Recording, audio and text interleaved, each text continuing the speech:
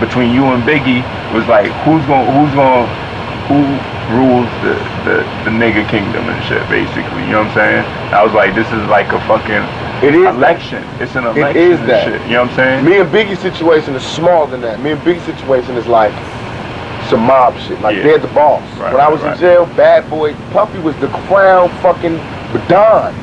Even though Suge, as big as he was, and Snoop, at that point, they just with 2 million sales, they took the whole shit. Yeah.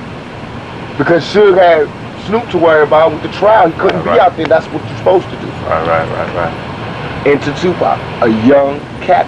I want to join the family, dog. Get me out. I want to join the family. Got me out. I'm out. I'm in the family. We make out. We went through some sacred shit, me and this nigga. Me and this nigga Suge. We was every day I did my album. He was there every day. Every night we stayed up. We tossed it up together. We went out. We went to Mexico together. Went to Hawaii together. We went everywhere. You know what I mean? And thought about it. And to me, it's like it's like that gangster shit. Not like to glorify, but it's the politics of it. Right. Like the politics. Like Godfather. The only way for me to come back is to. There's no 2-man spot. It's only one spot over like what you call nigga kingdom. It's really like. It's more stronger than that.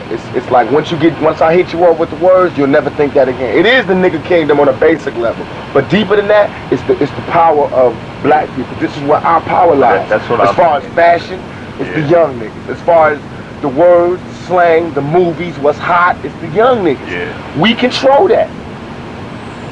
Not alone, but we like the main nigga. Right. You know what I mean? And he was that main nigga, and everybody tried to be like him.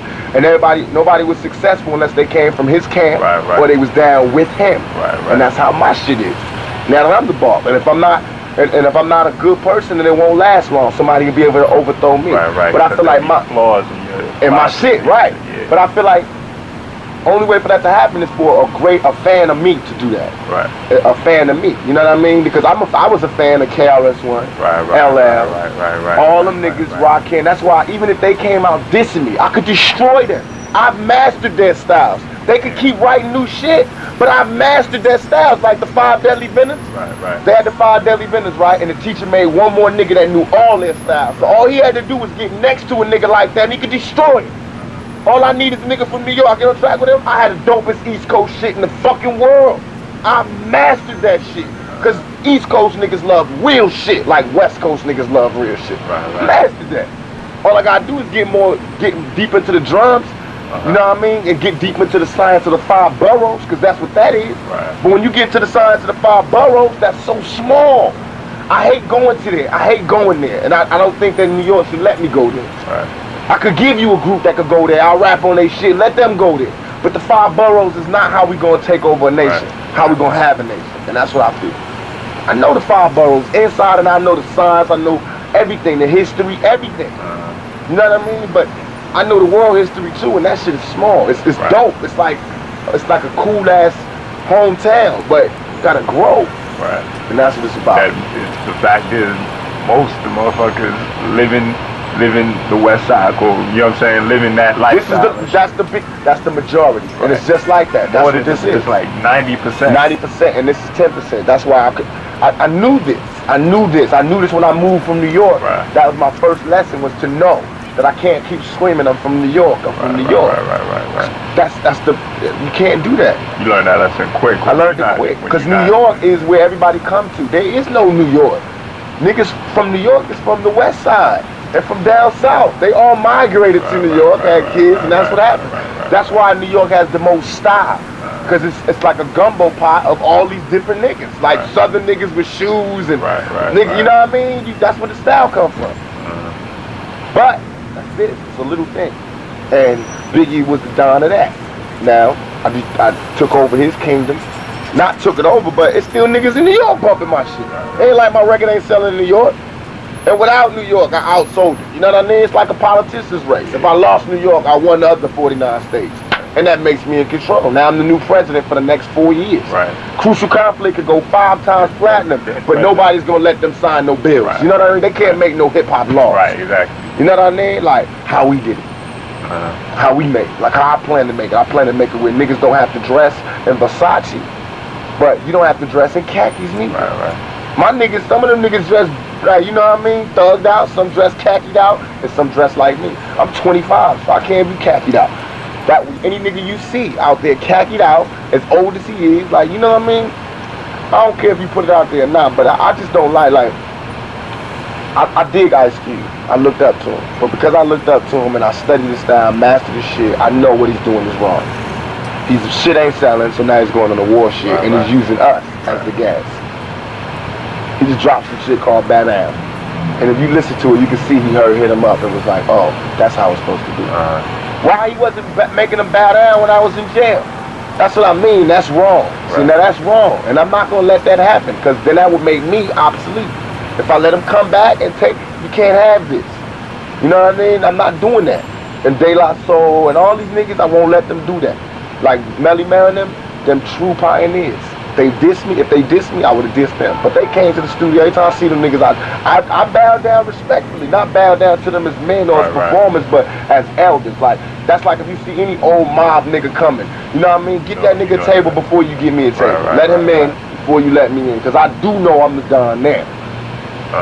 But I know if I'm not the Don, I want that respect, because to be the Don at one point means you had to have something. And for him to write the message and all that shit, it did inspire me, and it did do something for me. He got a pass. Unless he crossed me. And he hasn't. So we trying to get him a deal. He about to get a deal just using my name. And I got free and got rich just using his name and using his records.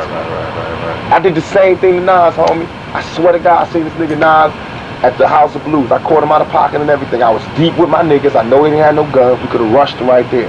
I was like, what's up, yo? I said, yo, this East Coast, West Coast shit, it's not about you. Don't get caught up in it. I swear to God, we love you. We got love for you.